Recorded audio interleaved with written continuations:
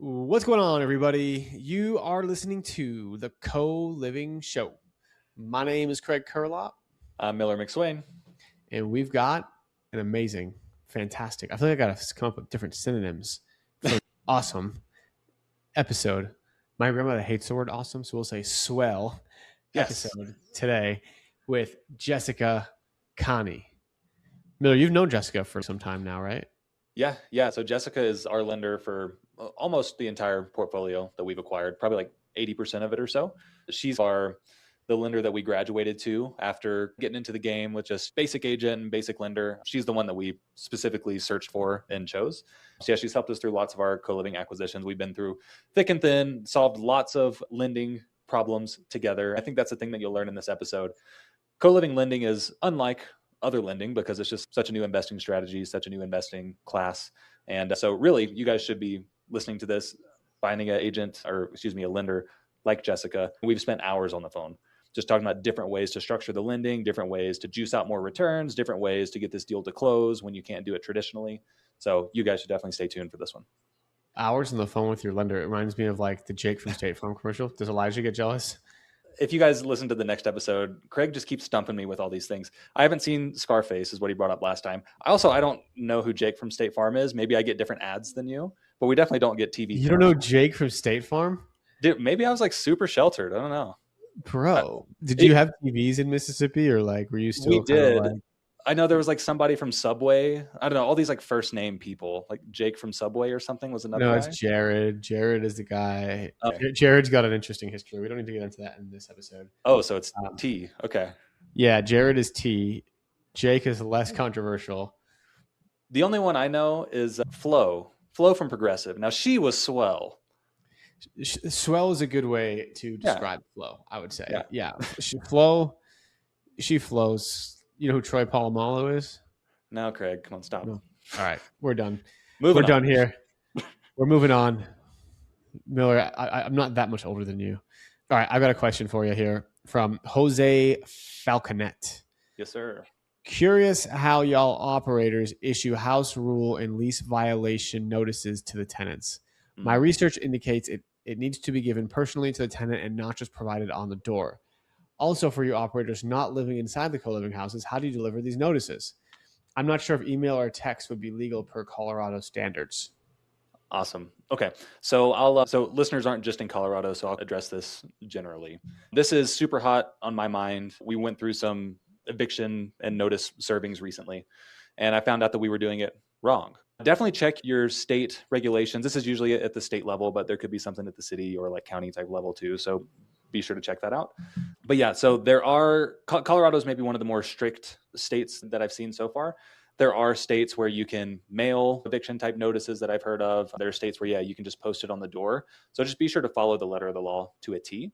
In Colorado, specifically, the rules are a lot stricter. So we found that you have to post the notice or take the notice to the house, try to physically serve the tenant 2 times before you're allowed to actually post it on the door. So that's what we were doing wrong.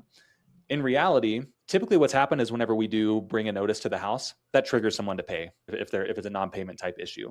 So our tactics have worked, like us going and just posting straight on the door. It's just we wouldn't actually be able to move forward with an eviction without taking some steps back and performing the exact correct actions. So what we're doing now, honestly, we've just totally handed this over to a legal team.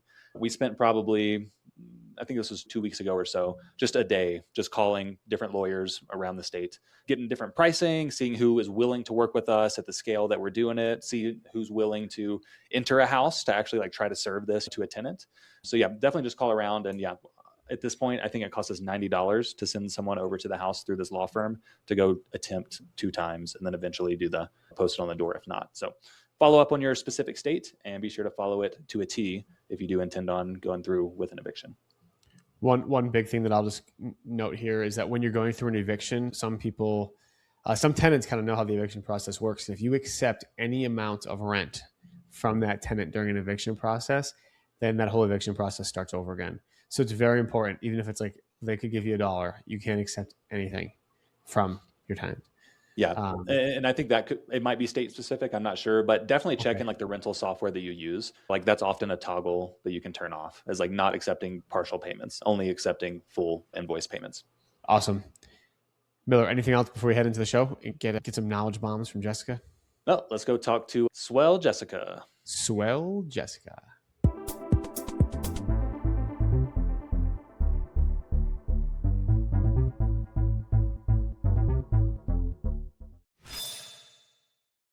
Jessica Khani, welcome to the show, Hey, my friend. How are you doing today, Jess?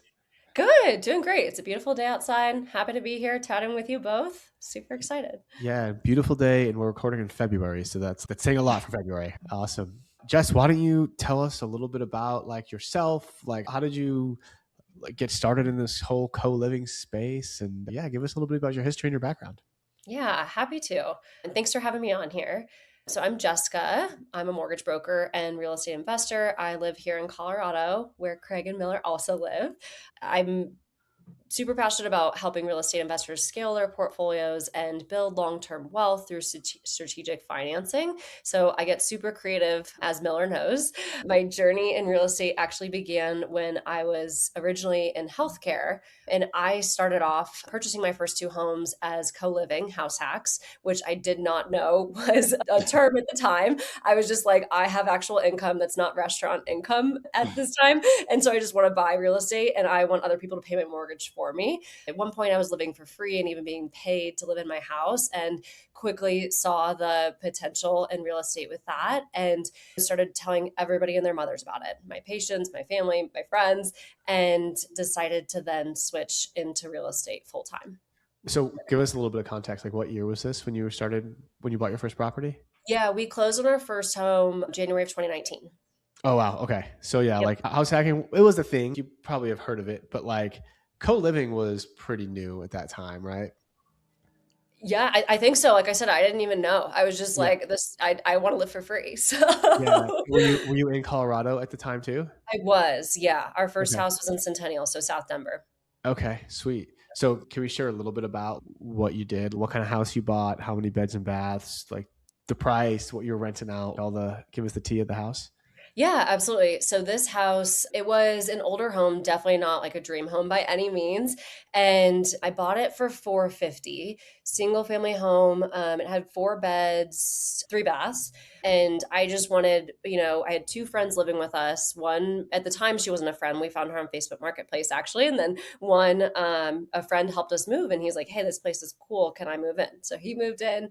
And then at another point, a friend needed a place to live. So we had an extra bedroom. So we let her move in. It was a busy house. It was definitely, we sacrificed a lot, but obviously, like I said, we were being paid to live in our house. And I say we sacrificed a lot because it wasn't comfortable. At that point, I bought the house with my boyfriend, now husband. And it was, a total of one, two, three, four, five of us living in the house. We each had a small shelf in the fridge. We each had a small shelf in the pantry. There were two dogs. Everybody had boyfriends or girlfriends, so they were always at the house. But it was actually kind of fun because during COVID, when you couldn't leave your house, like everybody was at our house and we were still abiding by the rules, right?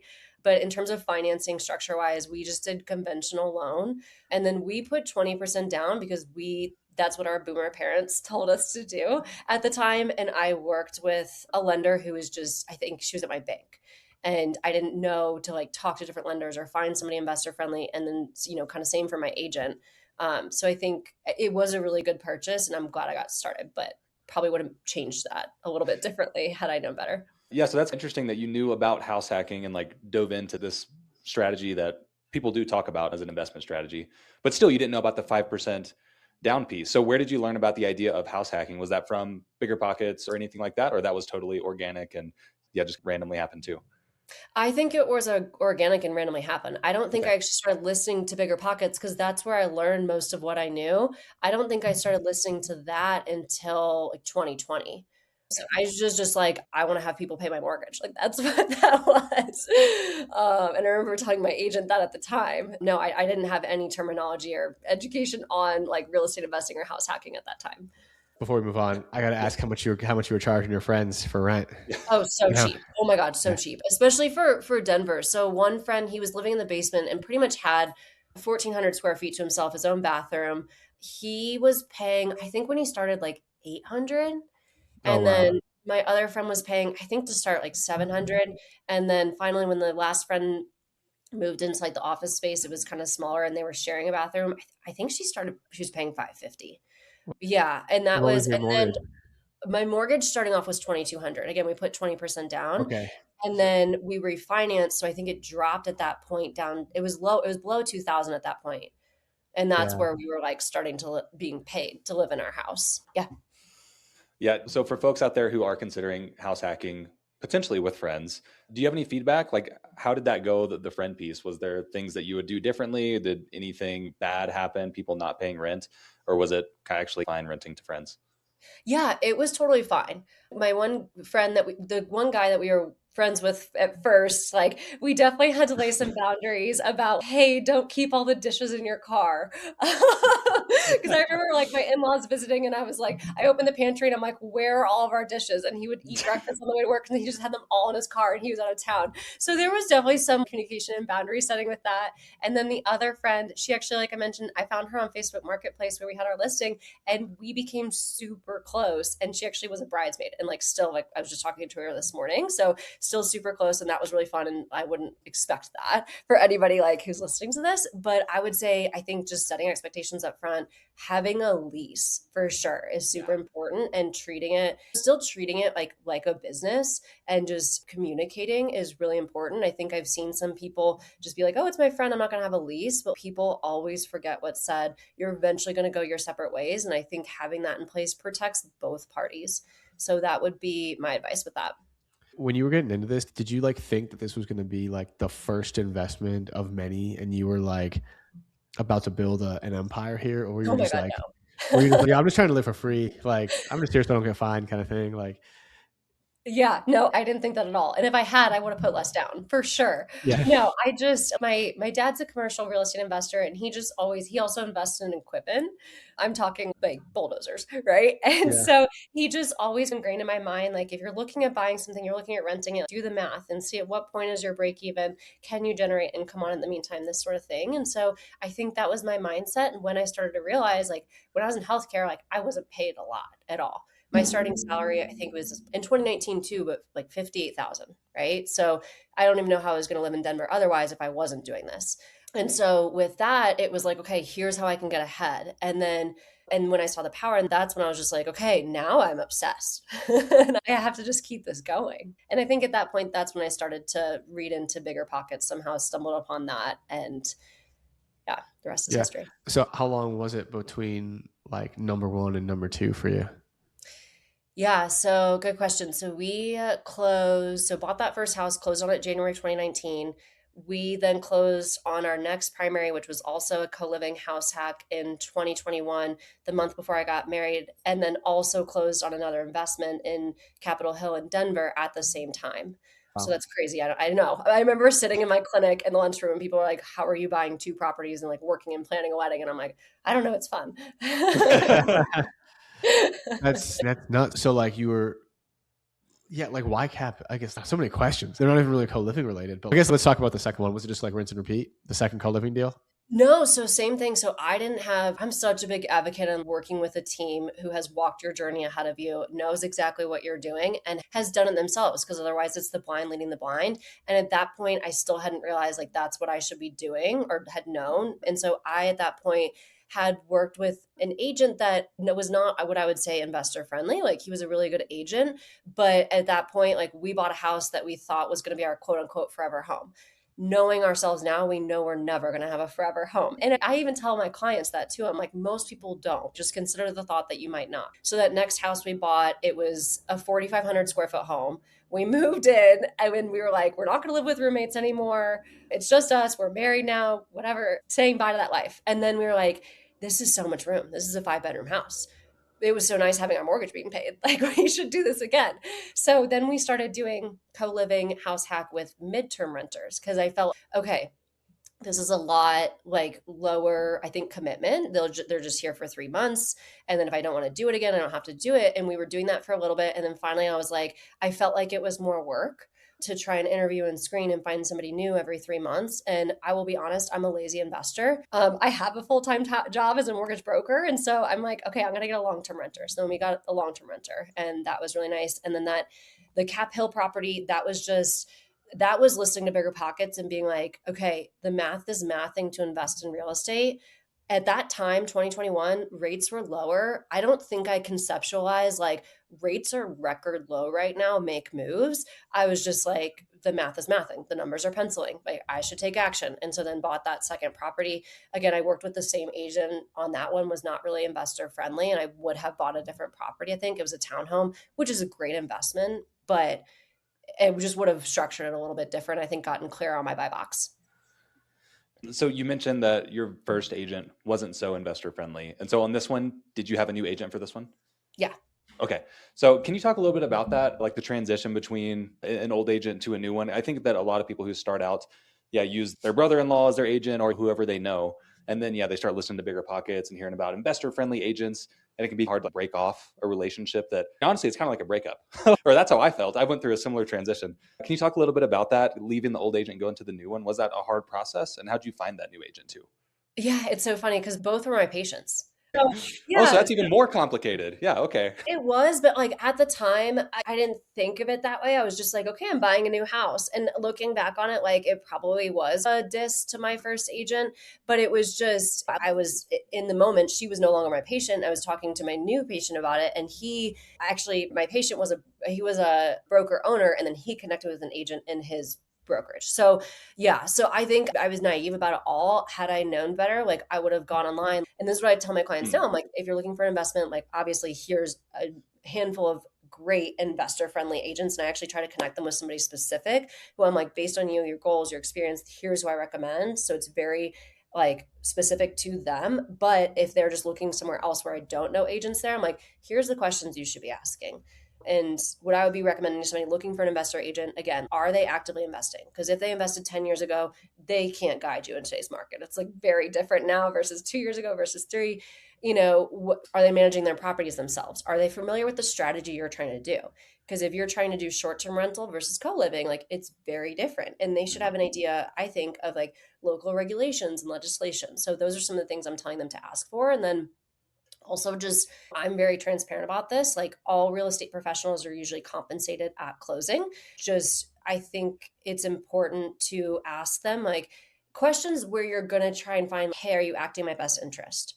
Are you going to tell me walk away from this property if it's not a good deal for me? Or are you just looking out for your own paycheck? And that can be really tough to find.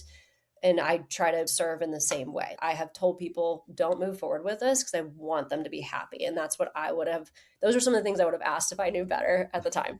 Honestly, I think that's a super good point. So starting out, we were using a real estate agent and we still talk to her and that's all great and everything. But kind of the breaking point for us was we were looking at buying our second or third property or something like that. And we walked through the house and I noticed like tons of things wrong with this place. And we walk out and she's like, oh, like, that's pretty nice. Don't you think? Like, you ready to put in an offer? Like you're talking about, like she's incentivized, by the close. And so that was kind of the point where we were like, okay, maybe we do need someone who values not this close, but all the future closings and like the long-term relationship. Because we are in this for the long run. We do want someone who's going to say, no, don't buy that. No, don't buy that. Ooh, this is the good one. And in 2 more months, we're going to buy another good one. So yeah, I agree with you. Definitely think about how they're compensated and maybe kind of test them a little bit. Yeah. Yeah. I feel like I'm like the little guy in the room, like I'm being talked about like right in front of my face with you guys. Shameless plug. If you need a good investor friendly realtor, go to thefiteam.com and we'll hook you up wherever you are. But what you guys are saying is so true. I just want to say, Miller, what you just said about, obviously a lot of people know that we have our team of investor friendly agents. And like what we tell every one of our agents is like, when you go through that house with anybody, like you're not going through the house to look at the cabinets and the counters. It's like you're going in there and you're trying to point out every single thing that you can that's wrong with it. So that way, think of it this way. If something comes up on the inspection report that you weren't able to catch, like that's your fault. Like now, like every significant thing that comes up on the inspection report, they should have known about it because we were able to point it out. And so, yeah, having that like best interest in mind and having also, sorry, I get passionate about this because this is like a big part of what I do, but like having an agent that asks you questions about what's your goal? Do you like cash flow? Do you want appreciation? Like, why do you want cash flow? Why do you want appreciation? Okay, tell me about your life. Are you married? What's your job? What's your kids? Do you have a stressful job? All of these things, like like they got to get to know you.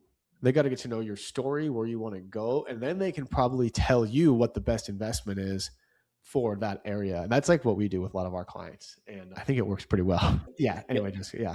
So Jessica, so question for you there. So we're talking a lot about real estate agents, but you're a lender. And I would say from the investor perspective, when I'm going through a deal acquisition, I'm definitely talking to my real estate agent the most, but probably the lender the second most. So what do you see as like the role of the lender besides just providing the loan?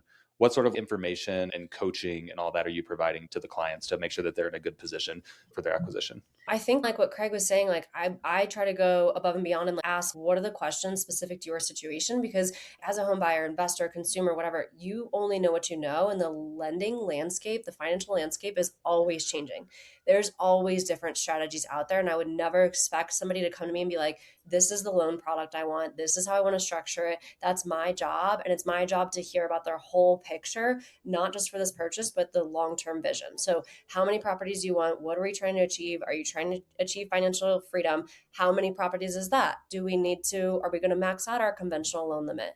Are you going to at some point leave your job? And we have to think about alternative lending products. What does that look like? Do we have two people we can work with here where one person can have 10 conventional loans and the other partner can have 10, or just whatever it is? Or if somebody, like, this is pretty common, I would say. I have people come to me and say, I have this amount of equity or capital to invest in a property, and they're just thinking about that one next property. But I think what's really helpful is like breaking it down, being like, okay, let's think about the long-term vision and walk back from there. You have $500,000 to invest. Great. That can get you minimum down or 20% down on $500,000 homes. And instead, that's a better, I think, investment. It's going to diversify your portfolio. You're going to be cash flowing on 5 properties. You're going to have 5 appreciating assets, and it's just better from a risk standpoint, right? And you can be in 5 different markets. Like, I think that makes a lot more sense. So just whatever it is, like stopping and helping digest, like, here's what I would recommend, not only from here's your options as a lender, and here's how you can increase your cash flow. Here's how you can leverage a little bit more, but not over leverage, but also here's the wins and losses of my experience and the collective experience of all the investors I've worked with. So you don't have to reinvent the wheel and lose yourself. And then I think with that too, like looking at like when people bring me properties, like for example, I had somebody recently bring me a property in Steamboat. It was a condo. It was non-warrantable, which it can be a good investment, but I knew her goals. And it will be, if she ever needs to dump that property and sell, it's going to be probably pretty tough to sell. And so I just really try to educate clients on, hey, don't pigeonhole yourself this. Our market is always changing on the rental and buy and sell standpoint. Try to always have those pivot options available, and that way you can move with the changing market. So what are some good questions to ask a lender on that first call to like make sure that a subtle way, right, to know that you have the client's best, like let's say I'm a buyer and I'm going to you. Like what are like the 5 questions that I should ask that will make me feel that you have my best interest in mind without me just straight up asking you? There's got to be some subtlety there so they can fall into the trap. Exactly. Yeah, I'm such a direct person, so I'd probably just straight up. That's a good question. Nobody's asked me that. So I would ask, when was the last time you talked somebody out of a deal? Okay. I would ask, and I ask this, I have no problem asking. I personally have no problem sharing, like, how are you compensated? So I think that's really important to ask. Let's see, what else? To find somebody good, I would ask about their current experience. And then in terms of advising in their best interest, yeah, I think just trying to ask more questions about, somebody can only advise you in their best interest if they know. So really just trying to get questions about what is their experience, what is their knowledge, what is the extra step that they take to look at your strategy that you're doing. And if you don't need it, that's fine. But yeah, just trying to ask them questions about like, when and how many times have you talked people out of a deal or educated them on like why it was not the best investment for them. Okay. Yeah, I like that. I'm going to flip that script too into like, from a lender, how can I be the best client for you? And so that you can help me in the best way possible. Yeah, that's a great question. I love that you asked that, obviously. I work with investors across the country. I specialize with investors. I work with a lot of healthcare providers because of my background. And then I also not secretly, but I love working with first-time home buyers too, because that's how I got in it, right? And just I love helping people solve problems. But people ask me like, who is your favorite kind of client? And honestly, it's somebody who trusts me and values my time. And so I think going back to a lot of us are compensated at closing. I don't think anybody should ever really be working for free. Nobody should. And so I think somebody who really values my time and respects it is my favorite kind of client and who trusts me too. I'm telling you this. I know it's hard where, especially when it's finances and sometimes it can get swirly, but I'm telling you this because I truly think it's your best option. It's in your best interest. And I will always tell the pros and cons of each option. So that way clients can make their own educated, informed decision and move forward. And like I said, I'll speak my piece and say, I don't think you should do this and you can move forward however you want, but at least they know it. But I think somebody who just values my time, and I think there's a environment out there, especially with lenders of, oh, go shop the rate, go shop the rate, go shop the rate. I think if you are somebody who's like looking for the lowest possible rate out there, you're going to get what you pay for. You might not make it to closing. Your earnest money's on the line. You have people who want to move in, like whatever it is, it's stressful, right? And so you want that reliability. Like I'm sure most people who are listening to this probably don't go to the cheapest dentist in town. I'm sure that they like everybody cares about their teeth. I'm sure these people probably don't go to the cheapest plumber in town. And so with that, I think it's like finding a good value of all of the above. And then again, just like respecting somebody's time and committing to them. Because if you're committed to somebody, they're going to commit to you. If you're not taking them seriously, or if you're talking to multiple lenders or multiple agents who are out showing you homes, they're not going to take you seriously. They're not going to work with you. And the good ones won't. Absolutely. I love that. Remember that, like, you guys listening that are investors and they're buyers, like, you're building your team and you're got to treat your teammates well. Otherwise, they won't want to be your teammates anymore. Right. So we work as an agent, as a lender, as Miller. We work like we work. I don't want you to feel left out, Miller. We work for you guys, sure. And you are our client. We're supposed to do like whatever you say. But at the same time, is like you've got to come from the perspective is that we are your team, and that like when I win, when you win, and when you win, I win, and we're like a rising tide lifts all ships kind of thing. And if you're coming at it like, hey, you got to come and cut your commission by half so I can go get higher closing, so I can go pay these closing costs down, or you're trying to cut Jessica's rate down and now she can't get paid because of this deal, or she's going to make $100 on your deal, like she'll never work with you again. I'll never work with you again. And if you think I'm going to bring you the next good deal after you just asked me to cut my commission, like, no thanks. I got guys that are paying me full price and really fun to work with. Same thing with Jessica, right? She's not going to provide you the best service if she's got 50 other clients that are more than happy to pay her what she's worth or more. Yeah. So I'm curious about this, Jessica. So you're saying that, yeah, you do want a commitment from a client at some point. So I'm curious at what point that is, because there is a time for people to be interviewing lenders and deciding which one's best for them. Absolutely. And really the reason I'm asking this, I don't know if you remember this, but whenever we first met, you told me no. You said that you did not want to take me. Did I? I don't remember that. Because she was trying to protect her time. So there's a couple of stories, but the main one here I think is I went under contract on a property, and this was with one of the earlier agents that I worked with. And for whatever reason, we were wanting to take two lenders up to like the financing contingency deadline for some reason. And when I asked the agent, she was like, oh yeah, that's okay. Like you can bring a couple lenders and then decide at that point. And I brought that up to you. I was like, yeah, we want to go ahead and like start getting pricing and start working on the loan, and then we'll decide in 2 weeks or whatever. And you were like, yeah, that's not going to work for me. So I don't think I remember was saying waiting. that at all. I really don't. That's so funny. Yeah, and so I stuck to it. I said, okay, then you're not the lender for me. And then you came back to me later. So I dug my heels in and it worked, and now we're great friends. So at what point should people be shopping multiple lenders, and at what point should they commit to a single one?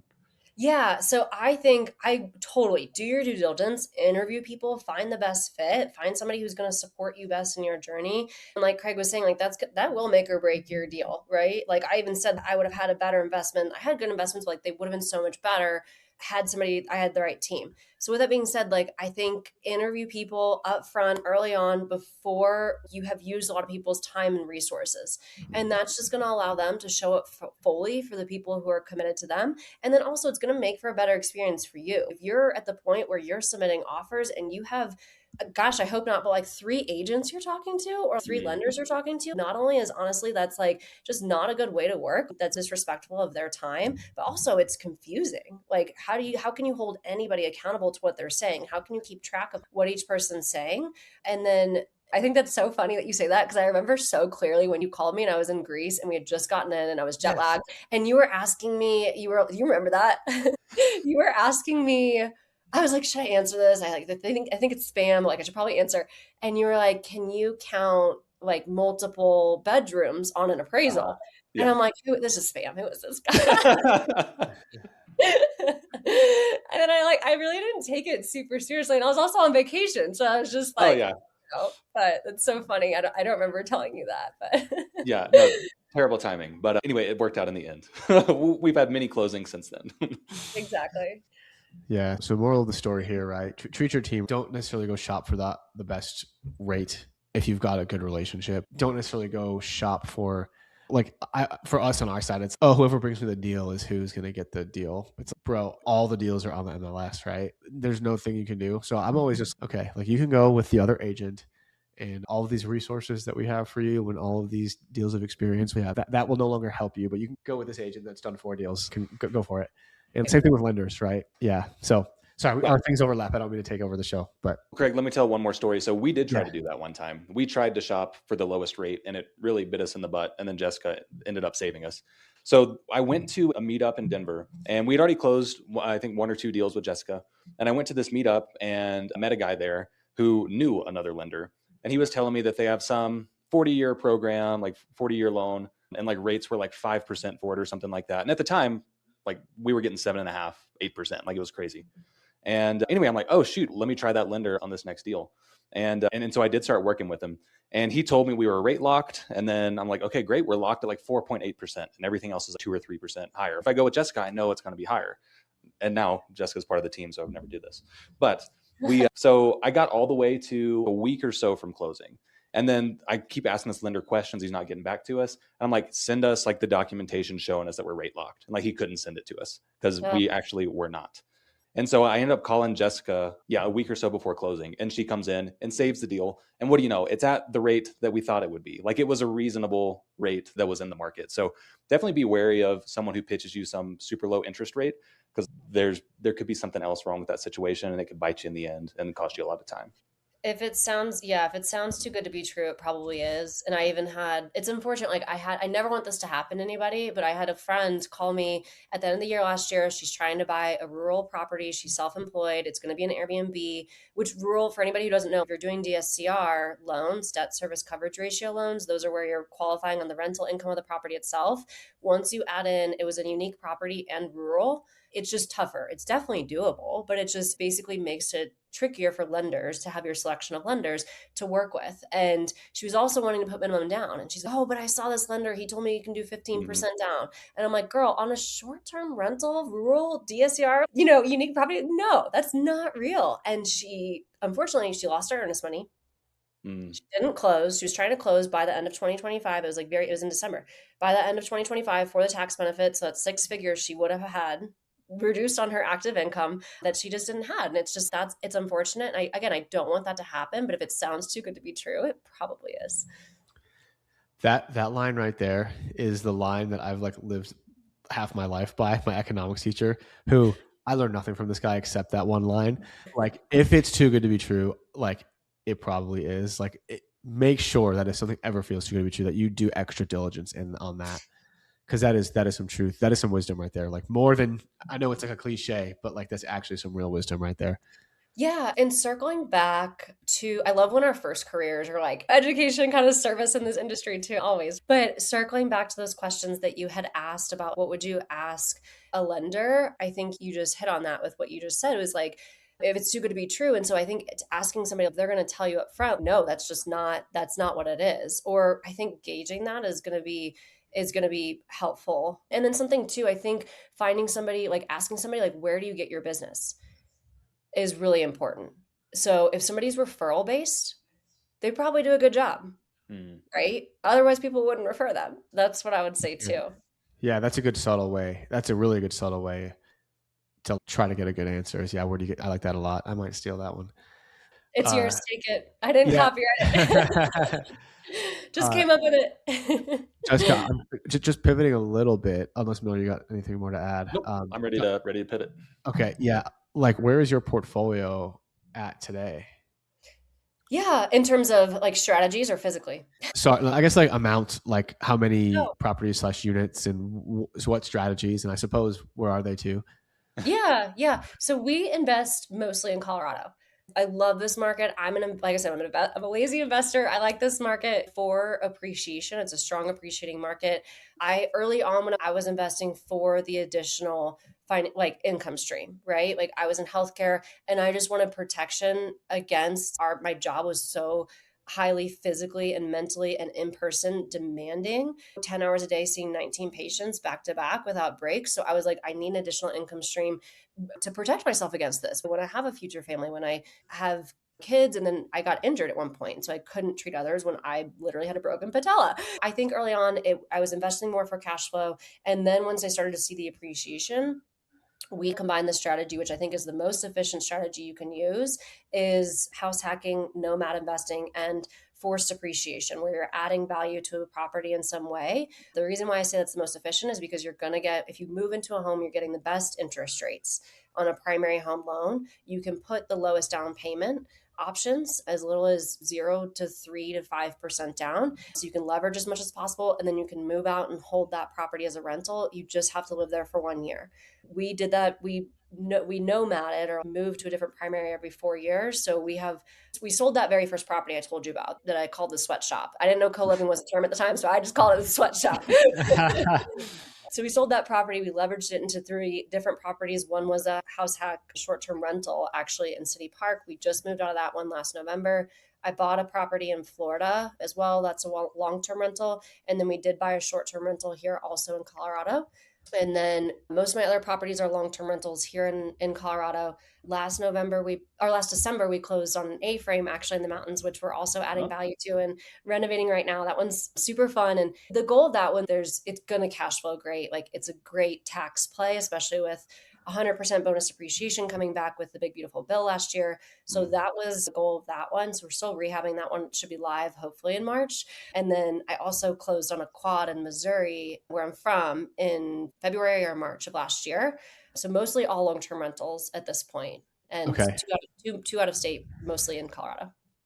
And is that kind of your goal? You said you're the lazy investor, right? So make a lot of money as a broker, as a mortgage broker, take your money, put it into long-term real estate, have it managed by a property manager, let it do its thing, and then like maybe revisit your portfolio a couple times a year. Is that kind of like your The reason I say I'm a lazy investor, because I like for the short-term rental, like I want my property to work for me, right? And so it's it's an A-frame. Everybody wants to stay in an A-frame. So that in and of itself, like that property is working for me. I don't need to work as much to tweak the title of it and change the description, all this to bump up the algorithm. So that's why I say that. And then I think the lazier part comes with long-term rentals, right? I understand short-term rentals have higher cash flow, but like you said, like I have an active job, and I think my goals have shifted a little bit too, where I'm like, I'm in this for the long run. I want these nest eggs in my property. I like the additional income. So that way I can choose who I work with and not feeling, oh my gosh, I have to rely on this paycheck. I have to close this, like whatever it is that's stressful. But I think that's what I mean by that, like mostly long-term rentals. Okay.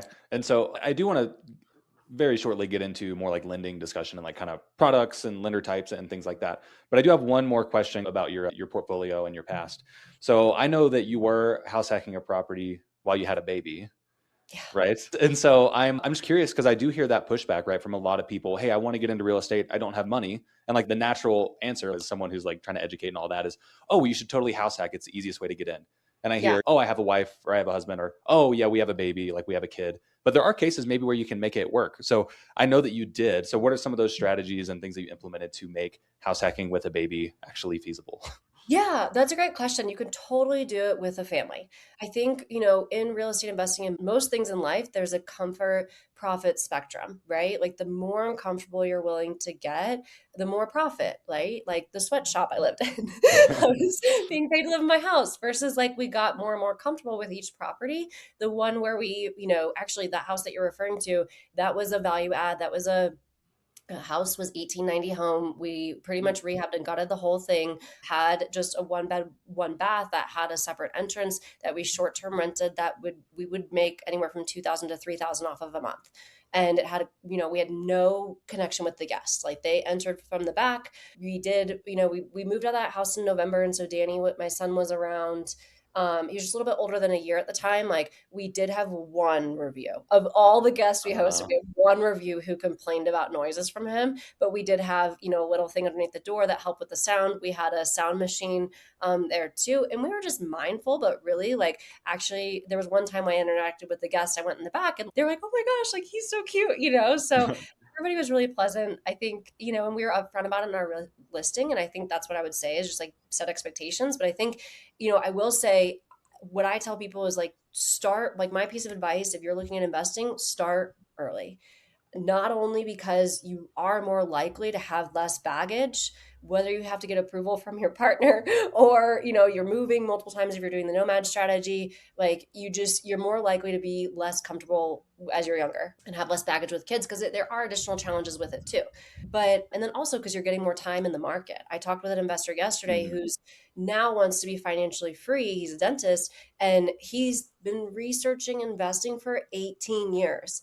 And I'm like, my guy, like if you started investing 18 years ago, like, you know how much cash flow appreciation, like principal pay down, I didn't even go there, but like in my mind, I'm just running numbers. I'm like, as a nerdy lender, I'm like, here's what you're missing out on. So I think starting early and getting your foot in the market, but you know, there's certainly ways to do it. You can have a separate entrance. You can have a separate dwelling on your property, ADU, like whatever it is, or just buy another investment. But for house hacking, there's sacrifices, but that's everything in life, right? Yeah. You want to achieve. Yeah, totally. Yeah. And honestly, we were able to house hack in a spouse sort of situation too. We didn't have kids, but the situations where I've seen that it works well is, separate entrance. In our case, we had, in both cases, we had separate entrances to the basement and then we were co-living upstairs. Yeah, I know of people who, and the duplex are like totally separate type units. That makes it really easy.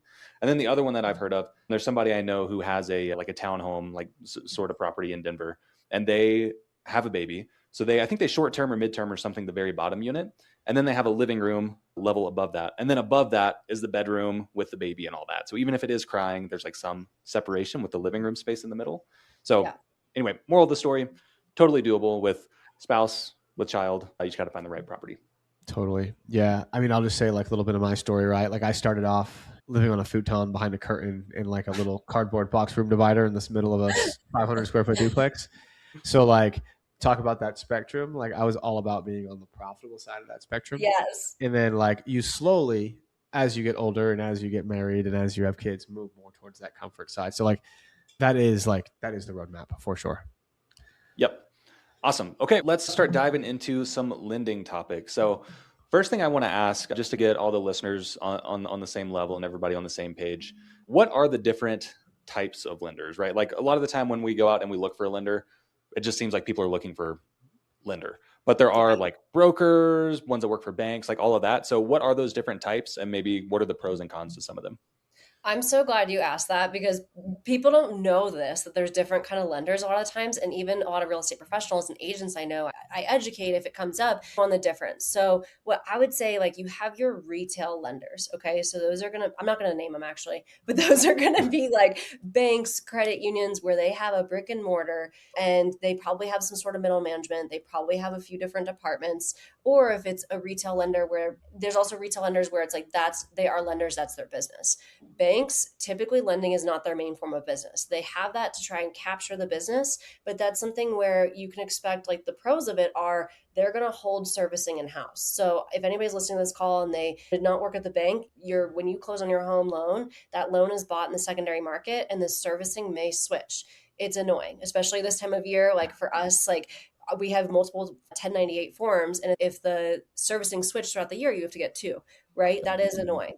But you are paying, there's a cost for servicing and like banks, you're paying a premium for that, right? Like they have overhead, they have the brick and mortar, they have middle management, they have multiple departments. So expect that you might not be able to get a hold of somebody after hours, weekends, and then you might get passed to different departments and then you do have to fit into their box. So if you have any sort of income or situation that's out of the ordinary, like banks are usually not proactive in that because again, it's not their main form of business. You might find out at some point under contract that they just can't close something for you. And then you have to kind of like scramble and figure it out. And then it's like very by the book. Like I was actually trying to get a HELOC through my bank at one point, like a year or two ago. And I was getting so annoyed by the lender because he just wanted every little piece of documentation. And I'm like, dude, I do what you do. Like, you need this. But he just is such a rule follower. So annoying. Not that I don't follow rules, but so that's banks, I would say, and then credit unions usually. But they can have some good programs. So if you need a specific down payment assistance program and they offer it, like they can offer it. Okay.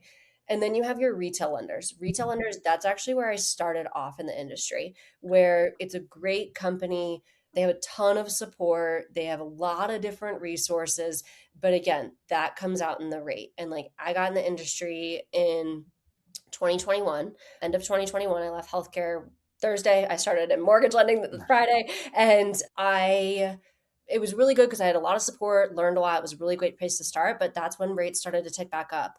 And I had a lot of clients and I work with a lot of family and friends and investors where like the numbers are important. And I was hitting my head against the wall because I'm like, hey, can I get a concession? Can I get this lower rate? Can I get this? And you're just waiting from a manager to go to their manager to go to their manager to tell you, here's all we can get you. And it's, man, like this is so frustrating. So that's what I would say with a retail lender. Like they have good products, they have a ton of support, but again, that support comes at a cost, right? And multiple departments, middle management, like all the things. So I switched to mortgage broker world. Mortgage broker, you are definitely more on an island in the sense where I don't have the support of, you could call somebody at any point on the weekends and everything, like me internally, and they would have an answer scenario for you if it's like an odd deal. I have to figure out on my own, but I think my whole team, like we have, I think over 40 or 50 years of collective lending experience. Like we figure stuff out on our own. Like where I started was a really good place with retail lending. But right now as a broker, like we can broker to different lenders and we shop them for you. So we take that work off of it. So we're shopping them wholesale like Costco. So that's, I think, more advantageous. And especially when you have a creative lending situation, such as needing DSCR loans, needing asset qualifier loans. If you're self-employed and you need a bank statement loan, like we can bring a scenario to multiple different lenders instead of just, oh, we can't do it with the one we have in house. Sorry. Yeah, I think that's been my experience. So at first, in the early days, we were using like a retail type lender, and there's some of those benefits that you mentioned. But the downside was the product options were very limiting. So I think you were definitely the first broker, the first lending broker that we worked with. And what that allowed us to do was, I mean, Jessica and I probably spent hours on the phone strategizing because we do have so many options. It's like, okay, we're under contract. We think that we're going to go this way, but hey, actually, we have this loan product and this one and this one and this one because she's connected to so many different end lenders that have all these different products. So it really opens up your options working with a broker. And that's why we've preferred that route. Yeah, I remember being on the phone with you at one point when I was like, and I don't present this to new investors just because it makes me nervous, but I'm like, yeah, we have an interest only option. And you're like, whoa, what? We can do that. And that's just something that you probably can't ever expect to find in those different and more the retail or banks institutions. Yeah, totally. And honestly, that's been an unlock for us. So specifically, if someone is thinking about working with a broker, how is a broker compensated? Because everyone has to make their money somewhere. So now if we're working with you and you're working with the end lenders, how are you getting paid? And does that come from the investor? Yeah, that's a great question. So most lenders, and that includes banks, credit unions, retail lenders, and brokers, we are compensated by the lender who's funding the loan. We are not compensated typically by buyers at closing. That's normally the way. However, like I mentioned before, if I wanted to get a concession or lower than market rate for my clients when I was in retail, I had to go up to upper management and ask for a change, right? I switched to the broker world because I can just say at my own discretion, like, I'm going to choose to get you lower than market rate. I don't have to ask anybody for it. I'm reducing my compensation. So I'm basically pulling my compensation out of the rate. But then in order for us to be still compensated and not have to pay to do your loan, because there is a cost to do a loan, I have to then itemize it. Okay. But then I have to itemize our origination fee. And then I can basically issue a lender credit to offset that. So that's a way of getting you lower the market rate, but making sure that doesn't fall out of pocket for you. And that's something that is people don't talk about. I educate agents on this. And I am fully transparent. Like I mentioned, like I show buyers pricing sheets and I show them how this works because I think it's really important to have an understanding of where your money's going. Is the higher the rate that you charge, the more that you would effectively make? No, not necessarily. So there's laws that prevent that. That's something that like pre-2008. Yeah. Okay. That would just be like, here's market rate. right? But if I want to get lower than market rate for somebody, I have to pull my compensation out, and I'm basically just using my compensation to buy it down. So I'm Okay. lowering it to, in other words, instead of the consumer buying down the rate, I can buy it down for them in a way. But it's not, if I were charging a higher than market rate, that it would go back in the form of a lender credit to the buyer. It Mm. wouldn't be compensation for me. Yeah, that's a good question. Awesome. Okay. So now let's talk a little bit about the different loan products that are out there. So we know about the different lender types, and you guys are free to make that decision. But specifically for someone that is investing in co-living, can you talk about the different options that they have and maybe who the ideal borrower or sort of investor is for each of those products? Yeah, yeah. So what I would say, so if it's somebody who's going to be moving in as their primary and they're doing like a house hack, like co-living type situation, I would say your best bet is probably, if you can, just going a conventional or FHA route. I say conventional because, that you're going to have lower down payment options. If you have good credit, conventional is going to have lower mortgage insurance, and you're going to have the best interest rates. FHA is a really great option. And if you were to Google like house hack and co-living right now, you might find that FHA is going to be the best. And I get so many questions about that. But if you have good credit, it's actually not, because your mortgage insurance is going to be higher with FHA. If you Mm. don't have great credit, FHA is great because it's going to cap your mortgage insurance, which is going to keep your monthly payment lower. So that's if you're going to be moving in as a primary. On that, so I remember whenever I was writing the co-living book, I sent my lending chapter to you and asked some questions. I forget exactly what you said, but there was one weird thing that you told me about FHA that I'd never considered before. It was some like downside I'd never heard of. Do you Oh, remember what that might have been? Because I feel like it's totally overlooked, but I don't remember. I don't know what I don't know what it was specifically, but some downsides that people don't know about. It does have to be a primary, Uh, FHA, and then also mortgage insurance stays on. If you're putting less than 10% down, it stays on for at least for the life of the loan. If you're putting down more than 10%, it falls off after 11 years. That's probably what it was, because a lot of people don't know oh, okay. Yeah, yeah. that. Okay, gotcha. One thing that I usually tell my clients, at least, is I always say if you can go conventional over FHA, because FHA, like the debt to income requirements are lower, the credit requirements are lower. And so if you're able to get a conventional loan, do it, because you can only have one FHA loan at a time, and you can have as many conventional as you can. So tell me if I'm wrong at anything I I say was here. gonna say, so no, you're okay. And this is the thing, Yeah. is like, I wouldn't expect, unless if you're in this world, it's always changing. So don't feel bad, like Oh, it's always changing. But can you have more than FHA, one now? you can have more than one, but FHA has higher debt to income ratios, and you can have more than one. But if you're trying, FHA loans, like government loans, are not necessarily meant to stack. So if you're trying to do the nomad approach where you move into a new primary every however so long, you need to qualify the rental income on the departing home to qualify for the new property. That new property has to be at least 100 miles away. You have to show you have at least 25% equity in the departing property.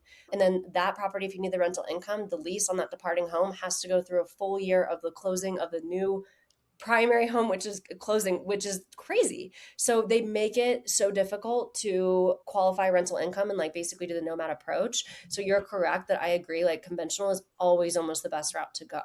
But FHA, you can have more than one at once. That's the Yeah. tip I have written down. I just pulled up my draft of the book, which is like super dusty. I haven't opened this Google Doc in a year.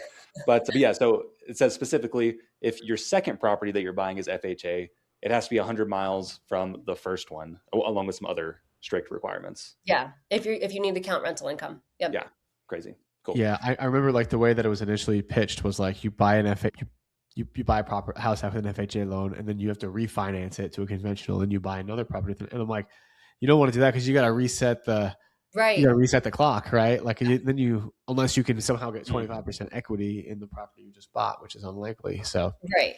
yeah, Okay. yeah. I guess like all things said, there's lots of reasons for this.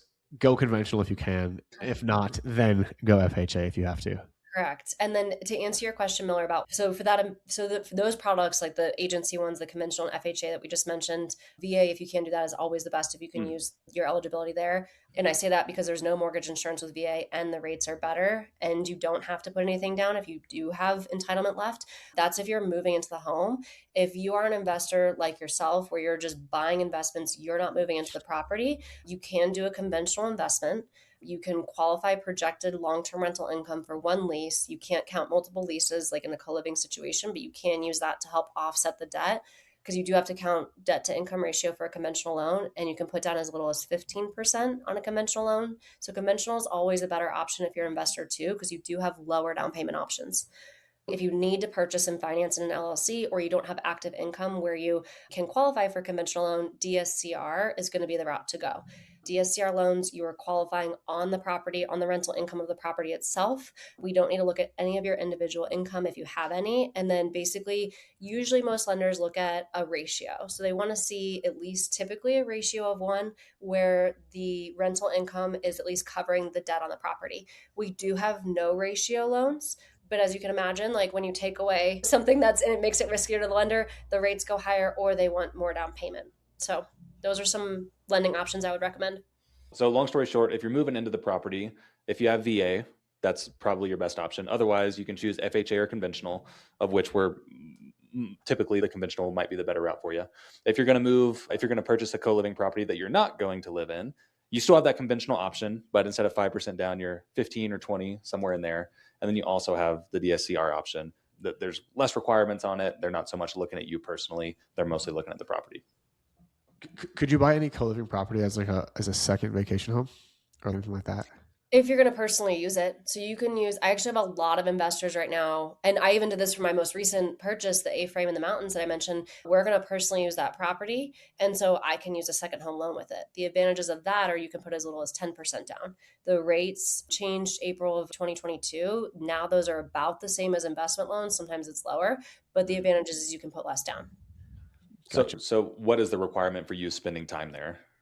Yeah, so there's actually nothing specifically written in the guidelines. Oh. Obviously, I'm a nerd and I've looked this up multiple times, but there's nothing written in the guidelines. But underwriters typically, and no lender's going to come knock on your door and be like, "Did you use the property personally this number of days a year?" But usually, when there's nothing in the guidelines, underwriters will default to what the IRS says, and IRS considers something a second home if you stay there at least 14 days a year. So underwriters will consider if you're going to use it at least 14 days a year, you can use a second home loan. Okay. So tactically for folks out there, if you do want to follow that sort of guidance, whenever you have a vacant room, odds are it could be vacant for a week or two. So go put your stuff in that room and spend a little bit of time in that town. Okay. All right. So those are some of the different loans. Now, last thing I want to dive into here on the lending side, are there any spicy variations of these DSCR loans like we talked about as a broker and with DSCR not being like a, what do you call them, conforming product or whatever? Yeah. So what are some like the spicy things that you can add on top of it, add or take away or whatever to change the investment and maybe make an investment a better idea for you? Yeah. So I would say, okay, so DSCR loans, a lot of people don't realize this too. They typically come with a standard 3-year prepayment penalty, meaning that if you pay off the loan either with refinancing or selling before that time, there is going to be a penalty to it. And it's usually a step down penalty. Whereas if it's earlier on in the loan life, it's going to be a bigger penalty. If it's year 2, it's going to be less than if it were year 1. So that's something important to consider. So you can always change that penalty, but your rate's going to adjust accordingly. Longer penalty, better rate, shorter penalty time period, worse rate. So that's something you can change. Something that is unique about DSCR loans, you can receive gifts on them, which is awesome because conventional investments you cannot. The borrower on the loan just has to have a minimum 5% contribution of the purchase price. And then something else too, you can receive seller concessions up to 6% of the purchase price. So in the current climate in February of 2026, a lot of buyers are using seller concessions right now to cover closing costs and prepaids, and then also lower your interest rate. That's going to help you to cash flow more. And then covering closing costs and prepaids, that will help so that your cash on cash return on investment figures are better. So that's what I would say are some good strategies. Otherwise, some like spicy things with the DSCR loan. We do have interest only, like 10-year interest only products that I recommend to more experienced or seasoned investors. Not necessarily wouldn't recommend that to somebody getting their first investment ever, because you're not paying down the principal necessarily, but it does help you cash flow a lot up front. And then we do have 40-year loan terms too, which will lower your monthly payment again to help you effectively cash flow more. Okay, cool. Awesome. So that's everything that you guys need to know about lenders, loans for co-living. Those are pretty much all the options, and we've used all of them. So yeah, feel free to reach out in the Facebook group with any questions about those. Jessica's probably in there too, so she can answer them in the Facebook group too. Alrighty, cool. So let's take this to the final section of the show. This is what we call the big 3. And first question here for you, and I guess let's take this from an investor lens, not necessarily the lender lens. But what's one tool or system in your real estate business, in your rental portfolio, that you literally could not live without? A tool in my real estate business. as the lazy investor? I'm I curious. know, I'm like my husband, he helps out with we self-manage all of our own properties except for one. So Okay. he's probably my favorite tool. That could be an honest answer. Yeah, yeah. It helps. Like sometimes early on in our journey, it was more me being on the front end, handling things, and now he's taken more of that role. Yeah. I think we're pretty basic with our tech, honestly. We use Excel spreadsheets with running numbers. I would say with short-term rentals, AirDNA is really Okay. helpful with projecting numbers. Yeah. Yeah. So that would be my Okay. answer. No, Yeah. that's okay. I can't wait to see Corin next time and be like, hey, I heard that you're the best tool in the rental portfolio. So What's your Jessica's favorite hourly tool. rate? Okay, cool. All right. So second question, and let's do this from the lender perspective. This one could be interesting. What's your biggest horror story from a financing perspective? What's like the worst thing that's gone wrong with the deal, and maybe lessons learned there so that folks can avoid that? Yeah. So I don't let people do this anymore. We had a client, it was 2 years ago for Christmas, so 2024. We had a client that he was getting a HELOC through his bank. And this is actually what I was thinking in my mind earlier when we were talking about it, but his bank told him at the last minute that they could not do a HELOC for him. And it was so frustrating because on our end, we were solid. The last condition we had for loan approval was just seeing the HELOC, that it was approved and the funds were in his account, because he was using that for the down payment. And now what I say I won't do anymore is I won't let clients go under contract I won't approve them if they don't have their HELOC closed. If they're using that for the down payment, they have to have their HELOC closed because of the situation. So his bank was doing the HELOC. We had offered him, hey, we have an AI HELOC that can get this done super quick, because the sellers weren't wanting to push back closing. It was getting close to the end of the year. They wanted on the books for that year. And so we offered him that, but he really wanted the like super low rate that his bank was offering him. But again, the low rate doesn't matter if you can't close it. Yeah. So the sellers weren't willing to push back. Loan availability deadline, which for anybody listening, like loan availability deadline is the last deadline where your earnest money goes hard after that. So he agreed, okay, he tried to find another bank to do it. And he agreed, we can push back this deadline and half my earnest money is going to go hard. And he, in the end, was not able to get the HELOC. He didn't have other funds he wanted to liquidate. And so he had to lose his earnest money. I think he lost about half his earnest money at that point. And he missed out on the investment. He was trying to also take advantage of the tax benefits. That's something for me. Like, I'm really big on setting expectations up front. And as I did apparently with you, and I won't let people go under contract or fully approve them unless they have that HELOC closed or close to being closed if they're using it for the purchase. Cool. All right. Got it. And then question number 3, not including this podcast, where are you getting your best real estate education these days? Yeah, I would say like my network, I've built up quite a bit of network, of like experienced seasoned investors who are doing bigger and better things and like are walking the journey that I want to have. So, if I have questions, I'm going to them. And if I'm trying to decide what to do with my portfolio, like I always weigh in, with them or ask them. And then also I would say, you're a really great resource. Like you put so much education out there. So there's a lot of stuff on Instagram, and I know you have a website too. And then books. Like I started off reading books from Bigger Pockets. And so, your book is on Bigger Pockets. It's on my bookshelf too. And, I think Bigger Pockets is a really great resource. Okay. Yeah. You're the first person to say an in-person network is where you're getting a lot of your good info. So I know that doesn't happen overnight. You can order a book overnight. You can go watch a YouTube video overnight, but just so folks can maybe start like planting seeds, how did you build that network, and how can folks get these mentors, friends, whatever in their life that are doing this sort of stuff that they can bounce off of them too? Yeah, I think first I would say talk about what you're doing. Okay. And then people are going to connect you, right? And then you will be surprised that people around you invest and they will talk about it. And then also, I think going to online resources like Meetup or Eventbrite is how you can find some things. That's how I found one of my favorite groups that I'm now like volunteer for. And I'm still learning. Like we had an asset protection attorney speaking at the end of the year, and I learned so much from that. And it just helps me to educate my clients. So I would say talking to your existing network, and then Meetup and like online platforms for those things are really good too. Cool. Awesome. All right. And to close us out, where can listeners find out more about you and connect with you if they have questions about lending, want to use you as a lender, or just want some extra real estate info? Yeah. So I'm on Instagram. You can look at Homes with Jessica Khani is my Instagram name. And then my website is homeswithjessicakhani.com. Okay. And how do you spell Khani? Oh, good question. Khani. All right. There we go. Yeah, okay, great. Thanks so much, Jessica, for hopping on, and we'll talk to you soon. Yeah. Thank you for having me.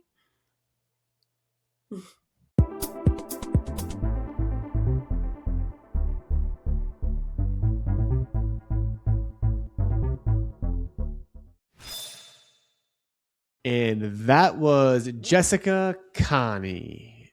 Miller, what'd you think of Jessica? Man, well, you already know that I like Jessica. I'm the one who invited her, and then she's made us lots of money. Yeah, absolutely love Jessica. In fact, if you guys read the co-living book that I published with Bigger Pockets, she's the one who pretty much contributed like the lending chapter. All of that was run by her. She pretty much added in double the content that I had in there. So that's all due to her. But yeah, props to Jessica. But in this episode, you guys learned all about the different types of lenders and maybe why you would want to choose a certain one. And in particular, Jessica is a broker, and that's what we've liked. The different types of loan products that you can use as a co-living investor, which ones will serve you in different scenarios. Yeah, she's been absolutely incredible, and yeah, glad to have had her on. Yeah, Jess was really good. There's a lot of lenders out there. Like you go walk into a bank and you can get a loan pretty easily. And those guys, like if you're not a perfectly square peg to fit into a perfectly square hole, like there's no creative thinking. With lenders like Jessica and Fernando we had earlier on the show, and like people like that, like they're good. They understand investing. They're investors themselves. They can actually like empathize and understand your situation and know exactly what they can do to appease the underwriters who will eventually approve your loan. Make sure, like, obviously we all know an investor friendly agent is really important, but that is coupled with an investor friendly lender. So wherever you're at, wherever you go, like make sure that you've got a good investor friendly lender. Couldn't agree more. Awesome. All right, Miller, I'm hungry. So I'm about to go grab some lunch. See you next time. Okay. Follow us on Instagram. But yeah, definitely follow us on Instagram. Heads up, guys, we have a Instagram competition incoming. So if you guys want to get a jump start, though, you guys can go ahead and follow us. But we're going to make Craig do something really bad when he loses this competition that we tell you about soon. That's if I lose, but I don't lose very well or very often. Yeah, go follow me at Craig Curlop, and we'll see you next time. Right. And follow me at Miller McSwain. And now we'll see you next time.